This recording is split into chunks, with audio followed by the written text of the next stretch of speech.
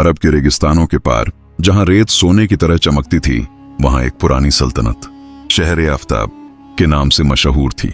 इस शहर की दीवारें इतनी ऊंची थीं कि पक्षी भी ऊपर से गुजरने से पहले सोचते थे। यहाँ का राजा सुल्तान गाजी अपनी बहादुरी और दौलत के लिए पूरी दुनिया में जाना जाता था।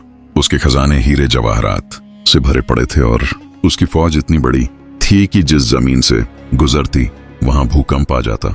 मगर इन सब के बावजूद सुल्तान की रातें बेचैन थीं। उसे लगता था कि कुछ ऐसा है जो उसके पास नहीं है, कोई ऐसा राज जो उसकी सल्तनत की दीवारों से बाहर है। उसे अक्सर सपने में एक टूटा हुआ आईना दिखाई देता जिसमें उसे अपना चेहरा नजर नहीं आता था। एक रात जब पूरा शहर गहरी नींद में था और सिर्फ महल की मशालें जल रही थीं, सुल्तान अपने कमरे में टहल रहा था। अचानक हवा का एक तेज झोंका आया और उसके कमरे का भारी दरवाजा अपने आप खुल गया।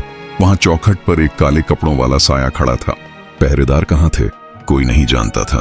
वो साया एक लंबे कद के आदमी का था जिसने सिर से पैर तक काला लबादा ओढ़ रखा था और उसके हाथ में एक अजीब सी चमकती हुई लालटेन थी। सुल्तान ने तलवार पर हाथ रखा और गरज कर पूछा, कौन हो तुम और मेरी इजाजत के बिना यहाँ कैसे आए? उस अजनबी की आवाज ऐसी थी जैसे सदियों पुराने कुएं से आ रही हो, गहरी और रहस्यमयी। उसने कहा, मैं वो हूं जो रास्ता दिखाता है, लेकिन सिर्फ उन्हें जो भटक चुके हों। सुल्तान ने गुस्से और हैरानी से कहा, मैं सुल्तान गाजी हूं, मैं कभी नहीं भटकता, मुझे किसी रास्ते की जरूरत नहीं। अजनबी ने अपनी लालटेन थोड़ी ऊपर की। उसकी रोशनी में सुल्तान को उसकी आंखें दिखीं।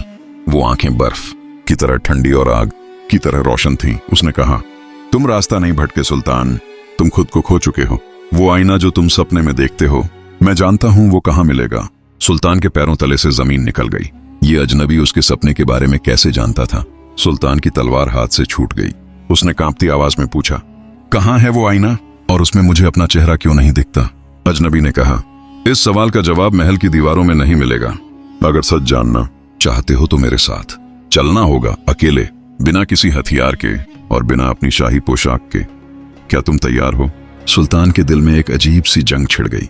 एक तरफ उसकी बादशाहत और घमंड था और दूसरी तरफ वो बेचैनी जो उसे सालों से सोने नहीं दे रही थी। उसने एक फैसला किया जो उसकी जिंदगी बदलने वाला था।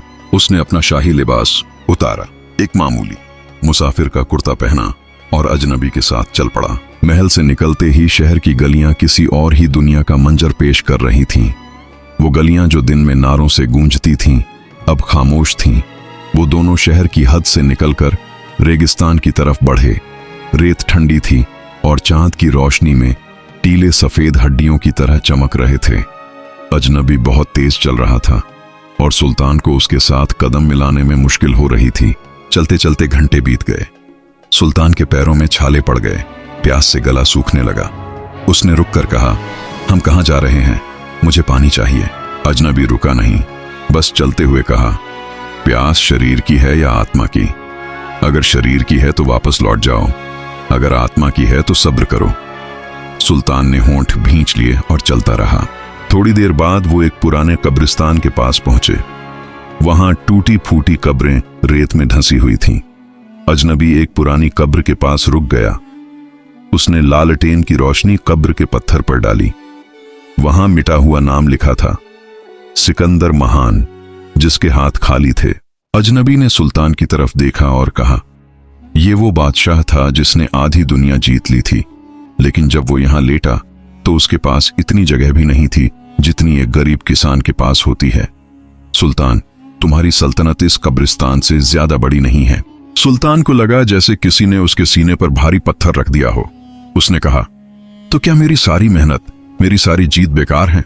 अजनबी ने कोई जवाब नहीं दिया और दोबारा चल पड़ा। अब रास्ता पहाड़ी और मुश्किल हो गया था। नुकीले पत्थर सुल्तान के पैरों को जख्मी कर रहे थे।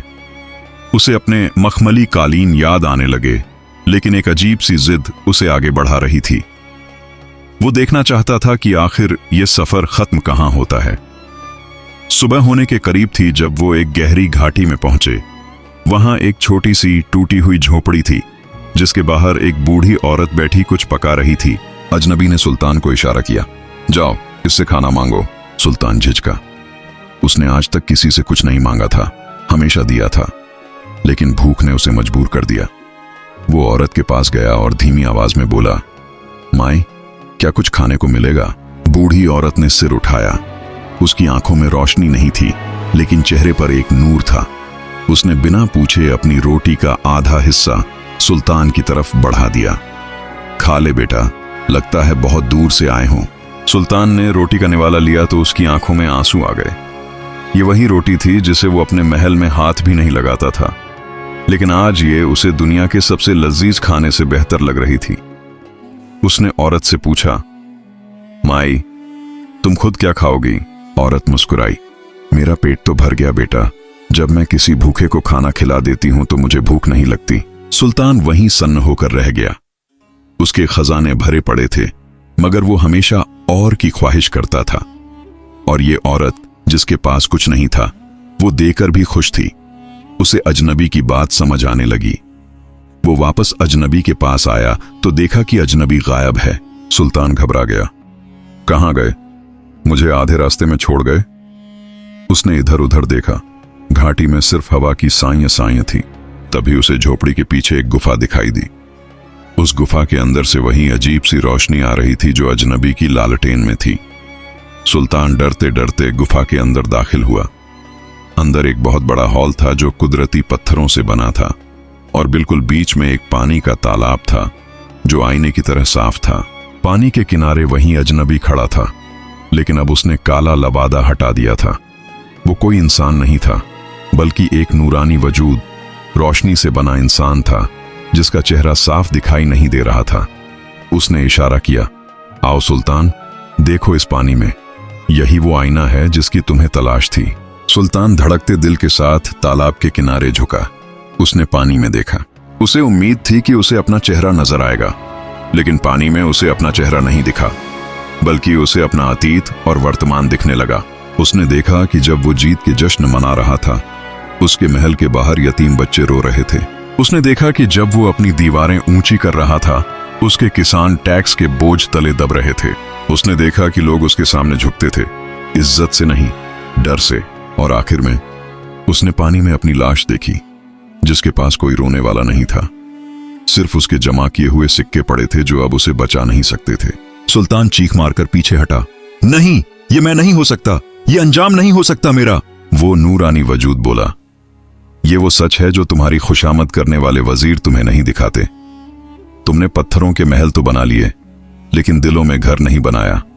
आईना झूठ नहीं बोलता गाजी। तुम्हारा चेहरा इसीलिए नहीं दिख रहा था क्योंकि तुम्हारी आत्मा मर चुकी है। जिसकी आत्मा मर जाए उसका अक्स परछाई नहीं बनता। सुल्तान घुटनों के बल गिर गया और फूट फूट कर रोने लगा। ये आंसू पछतावे के थे, वो पछतावा जो सदियों का मैल धो देता है। मुझे क्या करना चाहिए? क्या अब भी कोई रास्ता बचा है? उस वजूद ने कहा, रास्ता हमेशा मौजूद होता है, बस चलने का हौसला चाहिए। जाओ और अपनी सल्तनत को वैसे ही चलाओ जैसे उस आधी बूढ़ी औरत ने अपना घर चलाया है। लेने वाले नहीं, देने वाले बनो। जैसे ही ये शब्द खत्म हुए, वो रोशनी, वो गुफा और वो घाटी सब धुंधला गए। सुल्तान की आंख खुली। वो अपने महल के कमरे में फर्श पर लेटा हुआ था। सुबह हो चुकी थी और खिड़की से सूरज की पहली किरण उसके चेहरे पर पड़ रही थी। क्या ये सब सपना था? लेकिन फिर उसकी नजर अपने पैरों पर पड़ी। उसके पैर जख्मी थे और उनमें कांटे चुभे हुए थे, और उसके मुंह में अभी भी उस बाजरे की रोटी का स्वाद बाकी था जो बूढ़ी औरत ने दी थी। सुल्तान उठ खड़ा हुआ। उसने उसी वक्त अपने वजीरों को बुलाया। जब वजीर आए तो डर गए कि शायद आज बादशाह फिर किसी मुल्क पर हमला करने का हुक्म देगा, लेकिन बादशाह का अंदाज बदला हुआ था। उसकी आंखों में वो दहशत नहीं थी, बल्कि एक गहरा सुकून था। सुल्तान ने हुक्म दिया, आज से खजाने के दरवाजे खोल दिए जाए। शहर में कोई भूखा नहीं रहना चाहिए। और हां, फौज को हुक्म दो कि वो तलवारें रख दें और फावड़े उठा लें। हम बंजर जमीनों को आबाद करेंगे ताकि कोई किसान गरीब न रहे। वजीर हैरान रह गए। बादशाह सलामत, ये आप क्या कह रहे हैं? खजाना खाली हो जाएगा। सुल्तान मुस्कुराया, वैसी ही मुस्कुराहट जैसी उस बूढ़ी औरत के चेहरे पर थी। उसने कहा, खजाना खाली होने दो, मुझे अपना दिल भरना है। उस दिन के बाद से शहर आफताब सच में सूरज की तरह चमकने लगा। सुल्तान गाजी ने फिर कभी कोई जंग नहीं लड़ी, लेकिन उसने लाखों दिल जीत लिए। वो अक्सर रातों को भेस बदलकर शहर में घूमता, ये देखने के लिए नहीं कि कौन उसके खिलाफ है, बल्कि ये देखने के लिए कि किसको उसकी जरूरत है। साल गुजर गए। सुल्तान बूढ़ा हो गया। अपनी मौत के वक्त उसने वसीयत की कि उसे किसी शानदार मकबरे में नहीं, बल्कि उसी आम कब्रिस्तान में दफनाया जाए जहां आम लोग सोते हैं। कहते हैं जिस रात सुल्तान का इंतकाल हुआ, लोगों ने महल के ऊपर उसी रहस्यमयी रोशनी को आसमान की तरफ जाते देखा, और जब लोगों ने उसका चेहरा देखा तो वो ऐसे मुस्कुरा रहा था जैसे उसने दुनिया का सबसे बड़ा खजाना पा लिया हो। आज इस सल्तनत के खंडहरों में कोई सोना चांदी नहीं मिलता, लेकिन वहां की हवाओं में आज भी एक कहानी जिंदा है। कहानी एक ऐसे बादशाह की जिसने सब कुछ लुटाकर सब कुछ पा लिया था। हमारे चैनल को लाइक और सब्सक्राइब करें।